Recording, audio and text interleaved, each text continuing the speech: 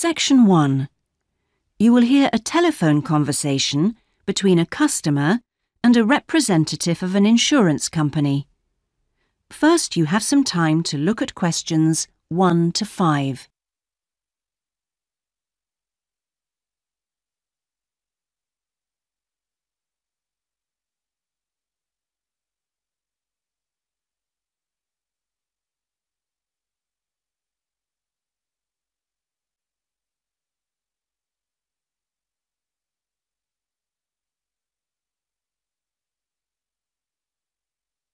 You will see that there is an example that has been done for you.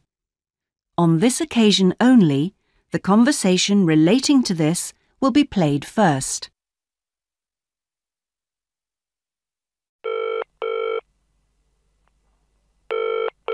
Hello? Motor Insurance Department? Oh, hello. I'd like to ask about insurance for my car. Yes, of course. I'll just take a few details. What's your name? Patrick Jones. The customer's name is Patrick Jones, so Patrick Jones has been written in the space. Now we shall begin. You should answer the questions as you listen, because you will not hear the recording a second time. Listen carefully and answer questions 1 to 5.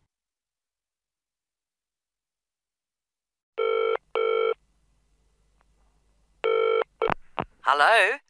Motor Insurance Department? Oh, hello. I'd like to ask about insurance for my car. Yes, of course. I'll just take a few details. What's your name? Patrick Jones. And your address? It's 27 Bank Road. 27 Bank Road. Is that in Greendale? Yes. And what's your daytime phone number? My work number is 730453. And could I ask what your occupation is? Dentist. OK. Now, a few details about your car. What size is the engine? It's 1200 cc's. Thank you. And the make and model? It's a Houghton Sable. Could you spell the model name, please? Yes. Sable. Oh, yes. Thanks. And when was it made? 1997. Lovely. Right. I presume you've had a previous insurer? Yes. Right. We need to know the name of the company. Yes, it was Northern Star. Thank you. And have you made any insurance claims in the last 5 years? Yes, one in 1999. And what was the problem?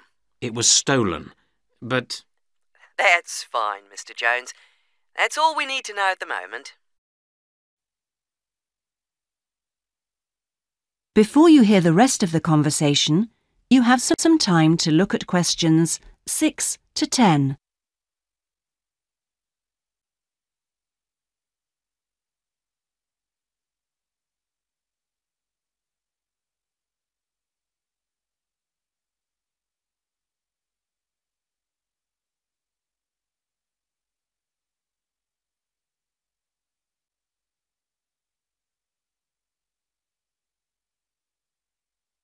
Now listen and answer questions 6 to 10.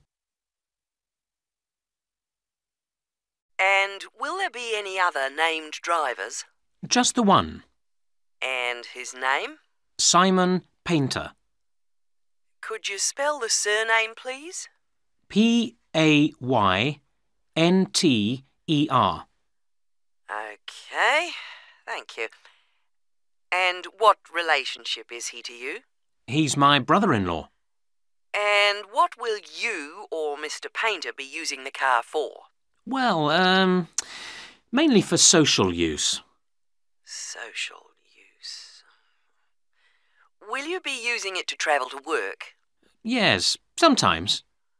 Travel to work. Anything else? No, that's it. And finally, When would you like to start the insurance? I'll need it from the 31st of January.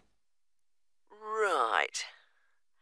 Mr. Jones, I'm getting a couple of quotes coming up on the computer now, and the best bet looks like being with a company called Red Flag.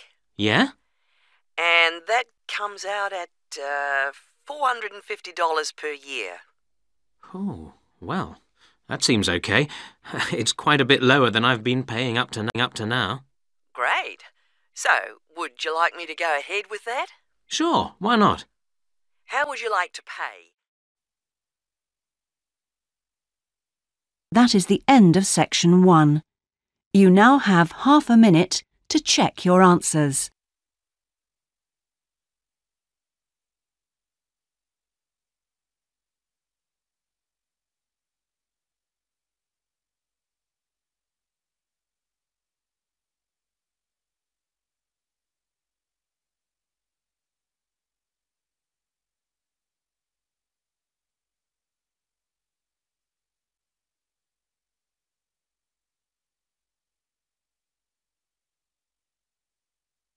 Now turn to section 2. Section 2.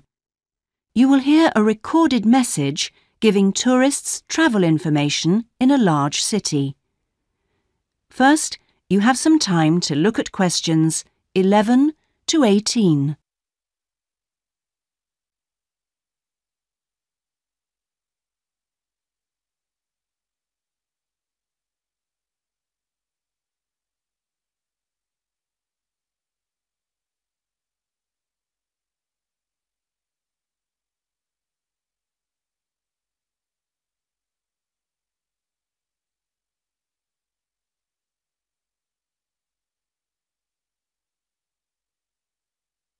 Now listen carefully and answer questions 11 to 18.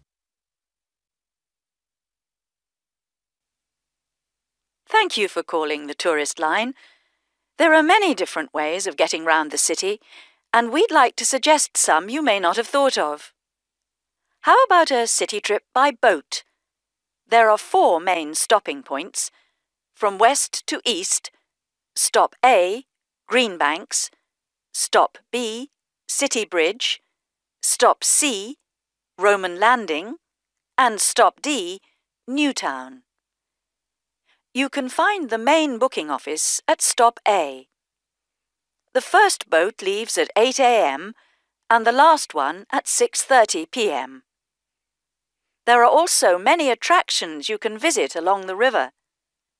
At stop A, if you have time, you can visit the fine 16th century palace here, built for the king, with its beautiful formal gardens. It's very near the booking office. Now you can enjoy every corner of this superb residence. Stop B. Why don't you visit Tower Restaurant with its wide range of refreshments? This is a place where you can sit and enjoy the wonderful views over the old commercial and banking centre of the city. Stop C is the area where, in the 1st century AD, invading soldiers crossed the river. This was much shallower than it is now. That's why this area is called Roman Landing. There's an interactive museum to visit here, with a large shop which has a good range of local history books. At the furthest point of the trip, stop D, the most exciting place to visit is the new entertainment complex with 7-screen cinema, bowling alley, and video games arcade. Before you hear the rest of the message, you have some time to look at questions 19 and 20.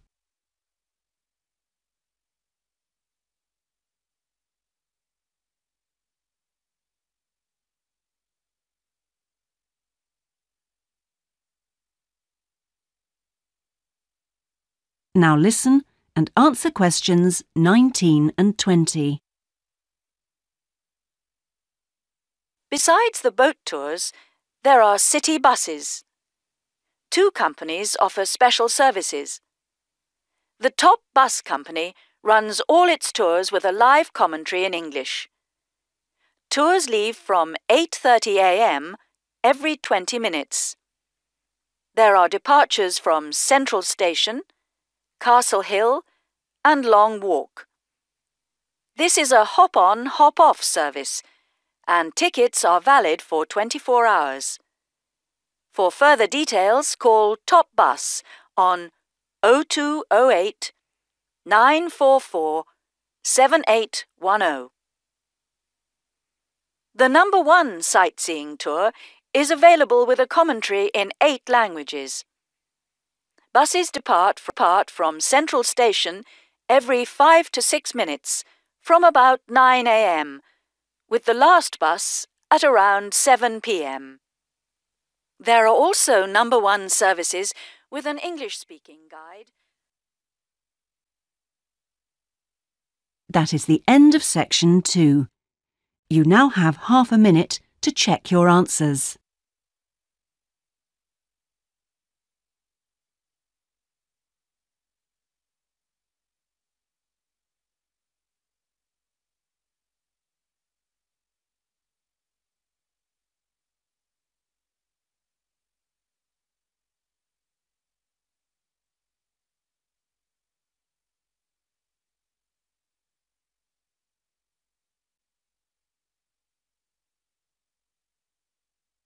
Now turn to section 3.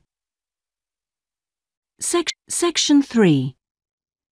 You will hear a seminar with Dr. Martin Merriweather of the Antarctic Centre in Christchurch, New Zealand.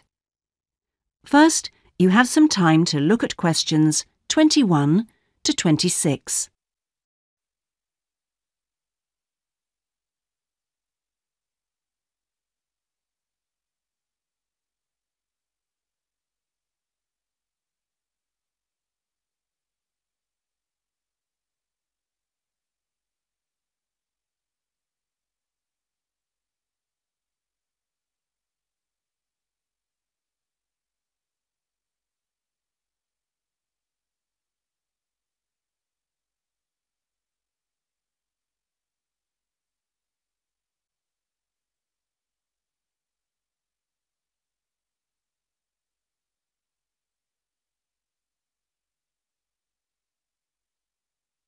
Now listen carefully and answer questions 21 to 26. We're pleased to welcome Dr. Martin Merriweather of the Antarctic Centre in Christchurch, New Zealand, who has come along to talk to us today about the role of the centre and the Antarctic Treaty. Now, my first question is about the choice of location for the centre. Why Christchurch? Was it because of the climate? Well, actually, New Zealand is the second... Was it because of the climate? Well, actually, New Zealand is the second closest country to Antarctica, and Christchurch is often used on Antarctic expeditions. Right, so it's because of where we are, coupled with our historical role. So tell us, what is the main purpose of the centre? Oh, well, we have 2 complementary roles. One is as a scientific base for expeditions and research, and the other is as an information centre. Tell us something about the role as a scientific base. Well, we're able to provide information about what scientists should take with them to the South Pole. For example, the centre contains a clothing warehouse where expeditions are supplied with suitable clothing for the extreme conditions. I suppose you need a bit more than your normal winter coat. Yes, exactly. And then there's also the specialist library and mapping services. Right. And which countries are actually located at the centre? Well, the centre houses research programs for New Zealand, for the United States, as well as for Italy. There's even a US post office at the American Air Force Base here. Really? And what does the visitor centre offer? Well, since very few people will ever experience the Antarctic firsthand, the Visitors Centre aims to recreate the atmosphere of Antarctica. There's a mock campsite where you can see inside an Antarctic tent and imagine yourself sleeping there. And the centre also acts as a showcase for the unique international cooperation which exists in Antarctica today. What is it actually like at the South Pole? I know you've been there on a number of occasions. Yes, I have, and each time I'm struck by the awesome beauty of the place. It's magnificent, but you can really only visit it in the summer months. October to March. Yes, because it's completely dark for 4 months of the year. And, in addition, it has to be the coldest place on Earth. Colder than the North Pole? Why is that? Well, unlike the North Pole, which is actually a frozen sea, Antarctica is a landmass shaped like a dome, with the result that the winds blow down the slopes at speeds of up to 150 kilometres an hour. And that's what makes it so cold. Oh. And one other interesting thing is that Antarctica is the driest continent on Earth, surprisingly. And so you have to drink large amounts of water when you're there. How old is Antarctica? Oh, we're pretty sure it was part of a larger landmass, but it broke away from the rest of the continent 170 million years ago. How can you... Because fossils and rocks have been discovered in Antarctica, which are the same as those found in places such as Africa and Australia. Amazing. To think that it was once attached to Africa. Before you hear the rest of the interview, you have some time to look at questions 27 to 30.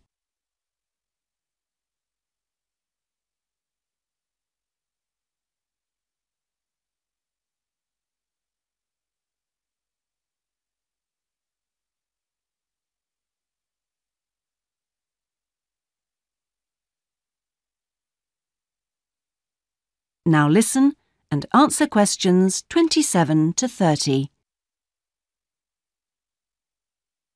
Now, let's just have a look at the Antarctic Treaty. How far back does the idea of an international treaty go? Well, as far back as the 19th century, when 11 nations organised an international event. When was that exactly? In 1870, and it was called the Polar Research Meeting. And then, not long after that, they organised something called the First International Polar Year. And that took place when exactly? Over 2 years, from 1882 to 1883. But it wasn't until the 1950s that the idea of an international treaty was proposed. And in 1959, the treaty was actually signed. What do you see as the main achievements of the treaty? Well, firstly, it means that the continent is reserved for peaceful use. That's Article 1, isn't it? Yes. That's important, since the territory belongs to everyone. Yes, but not as important as Article 5, which prohibits any nuclear explosions or waste disposal. Which is marvellous. Well, I'm afraid we're going to have to stop there because I'm afraid we've run out of time. Thanks for coming along today and telling us all about the centre and its work. That is the end of section 3. You now have half a minute to check your answers.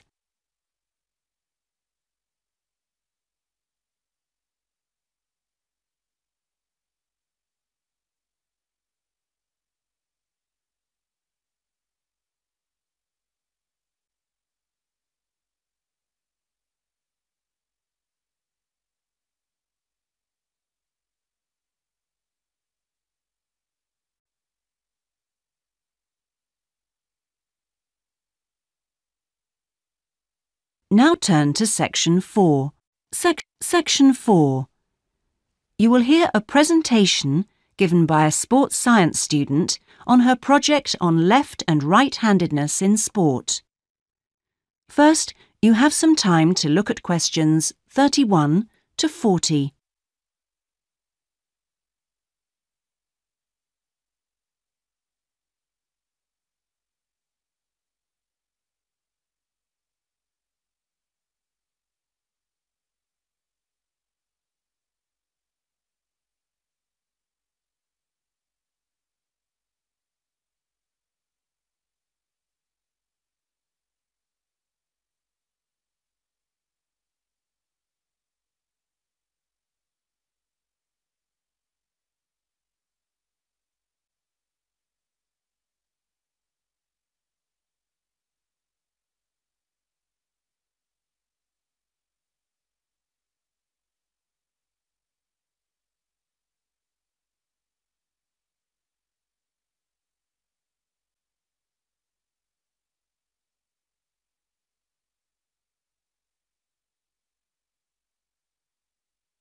Now listen carefully and answer questions 31 to 40.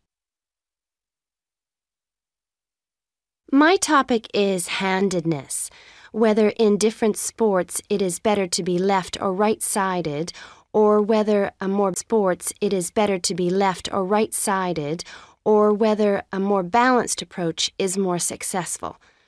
I'm left-handed myself, and I actually didn't see any relevance to my own life when I happened to start reading an article by a sports psychologist called Peter Matthews. He spent the first part of the article talking about handedness in music instead of sport, which I have to say almost put me off from reading further.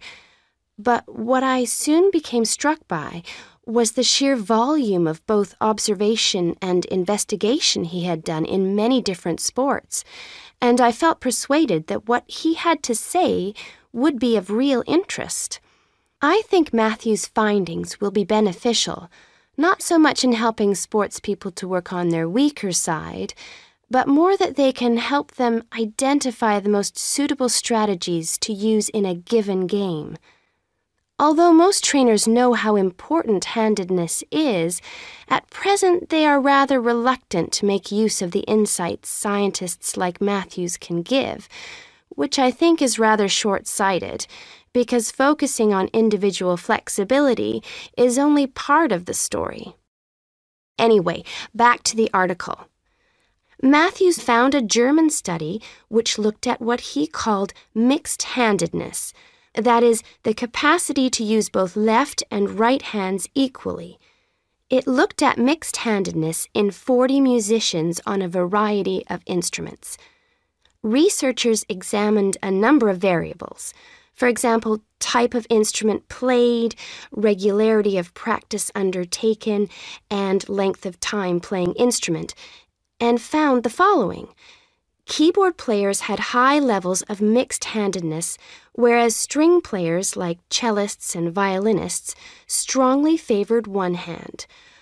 Also, those who started younger were more mixed-handed. Matthews also reports studies of handedness in apes. Apes get a large proportion of fishing ants from anthills. The studies show that apes, like humans, show handedness, though for them right and left-handedness is about equal, whereas about 85% of humans are right-handed. Studies showed that apes consistently using the same hand fished out 30% more ants than those varying between the two.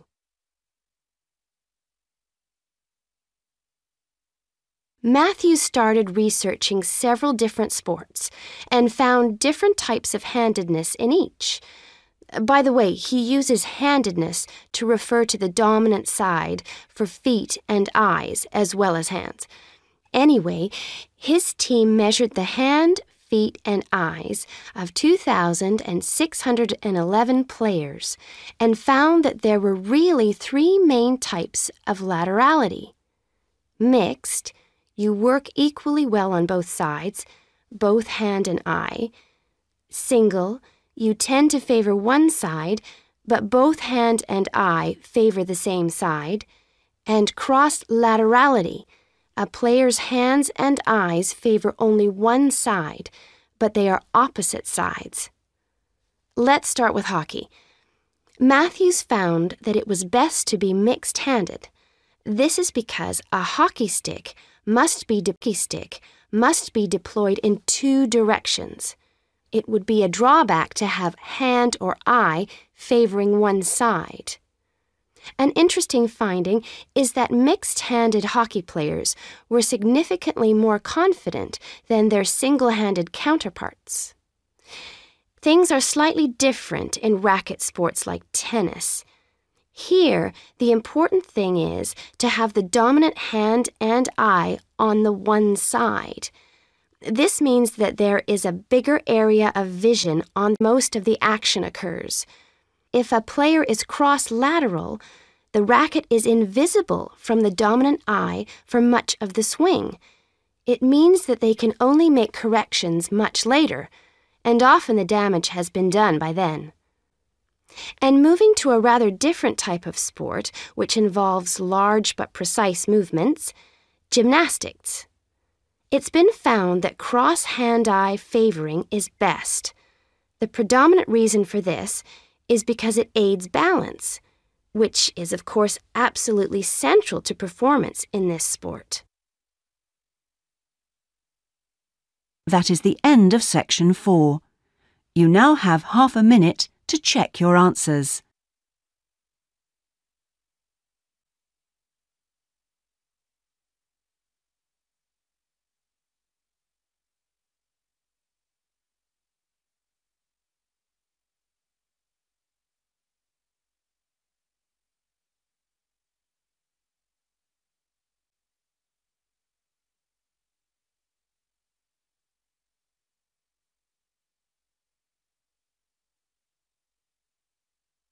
That is the end of the listening test. In the Ielts test, you would now have 10 minutes to translate.